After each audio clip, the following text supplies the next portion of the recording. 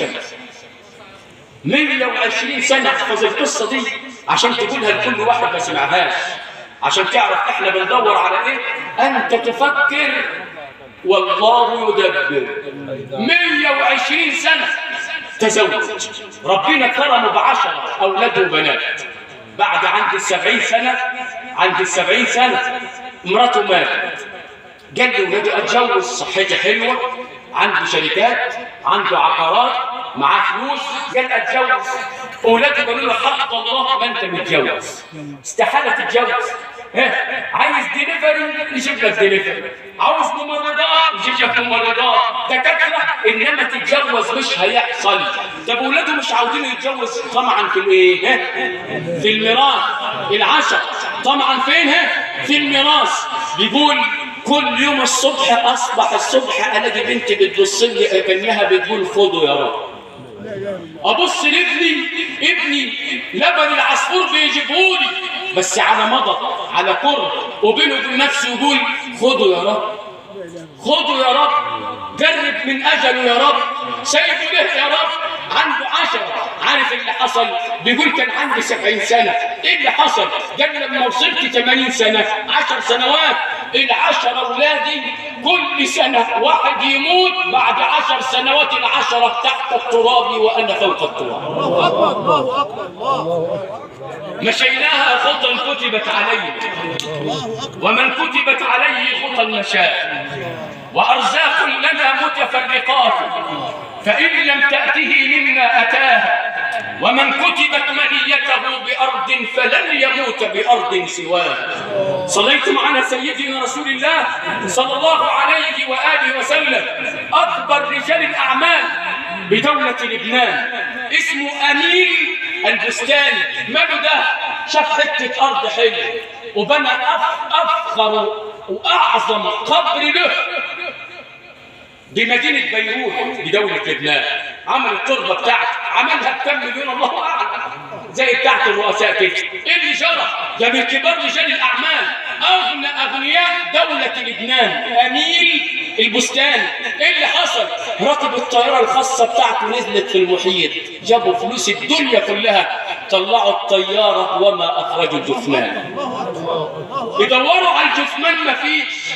تربة اللي انت حطيتها يا حبيبي، وما تدري نفس بأي أرض تموت، كل حي سيموت، ليس في الدنيا ثبوت، حركات سوف تفنى ثم يتلوها خفوت، وكلام ليس يحلو بعده إلا السكوت. يا ساكن مدينة كفر صقر، يا ساكن مدينة ديار بنجم، يا ساكن مدينة إبراهيمية، قل لي أين ذاك الجبروت؟ كنت مطبوعا على النطق فما هذا الصمود؟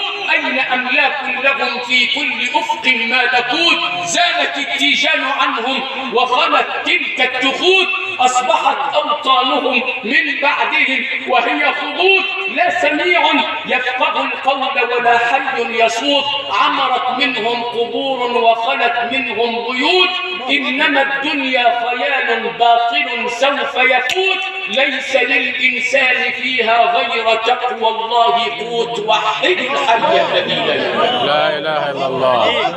نفسي لكل واحد نتعلم من الست الفلاحة. الفلاحة دي هي اللي علمت المستشار، الفلاحة دي هي اللي طلعت السلطان، الفلاحة دي هي اللي طلعت ملك من ملوك الدنيا، الفلاحة دي اللي طلعت رئيس الوزراء ورئيس الجمهورية، الفلاحة دي اللي طلعت الوزير. بيسألوها قبل الظهر بتتوضى بنص ساعة، أمك وأمي بتتوضى قبل الظهر بنص ساعة. قالوا لها يا حاجة يما بتتوضي ليه؟ هو الظهر أجل؟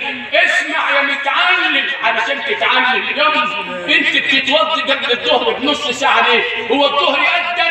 قال لك لا يا ضنايا، بس أنا بستعد للقاء الله، أذهب إليه قبلما أن يناديني، أذهب إليه قبلما أن يناديني.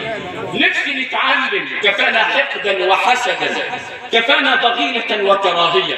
نفسي 2 مهندسين يحبوا بعض، نفسي 2 الدكاترة يحبوا بعض، نفسي 2 مستشارين يحبوا بعض، نفسي 2 فلاحين يحبوا بعض، نفسي 2 في أي عمل يحبوا بعض، لقول سيدنا وحبيبنا رسول الله صلى الله عليه وآله وسلم: من أحب لله وأبغض لله وأعطى لله ومنع لله فقد استكمل الإيمان. تساوي إيه؟ لما بيسألوا سيدنا أبو بكر الصديق واللي بيسألوا سيدنا النبي: ما تسمعني الصلاة على سيدنا النبي، بتحب إيه من الدنيا؟ إيه؟ ده الكلام ده أبو بكر الصديق، بتحب إيه من الدنيا؟ يقول لسيدنا النبي 3. قال له: طب اشمعنى؟ يقول له: اسمع، من أجلك يا رسول الله، عشان خاطرك أنت يا سيدنا النبي بحب 3. اسمع ال3 هم: واحد النظر إليك يا رسول الله. مين اللي شاف سيدنا النبي في المنام؟ يا ناس يا اللي بتشوفوا كوابيس، يا ناس يا اللي